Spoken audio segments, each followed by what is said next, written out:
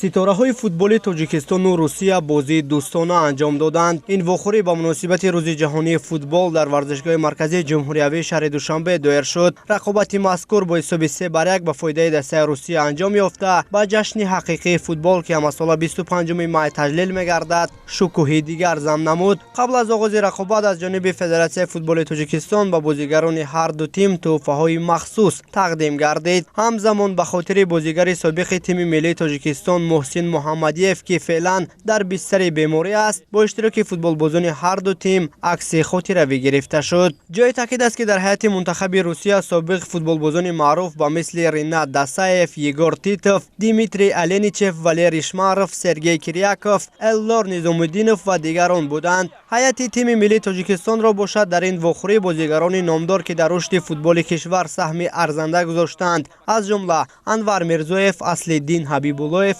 Муҳаммадҷон Ҳабибуллоев, Субҳон Хоҷамов, Аҳлиддин Турдиев, Зайниддин Раҳимов ва чанде аз дигарон ташкил медод. вақти асосии бозӣ 60 дақиқа ва ҳар як қисм 30 дақиқаро дар бар мегирифт. дар дақиқаи 14 нима якум Олег Дивиченко гол зада ҳисобро кушод. Нима якум бо ҳисоби 0-1 ҷамъбаст шуд. дар дақиқаи 40 нимаи дуюм Андрей Мурнин голи дуюми русҳоро таслими дарвозаи мо карда натиҷаро 2-0 кард. баъди 4 дақиқа ба футболбозони мо муяссар гардид ки ба як голи ҳариф ҷавоб диҳанд. аз ирсоли Одил Иргашев Суҳроб Ҳамидов истифода намуда бо сар тӯбро вориди дарвозаи Ринат Дасаев намуд. ба натиҷаи вохӯрӣ Сергей Кирьяков дар дақиқаи 58 нуқтаи ниҳоиро гузошт. бозии ситораҳои футболи Тоҷикистону Русия дигарбора исбот кард ки воқеан варзиш одамон ва миллатҳоро ба ҳам мепайвандад ва инчунин ба таҳкими робитаҳои байналмилалӣ мусоидат хоҳад кард.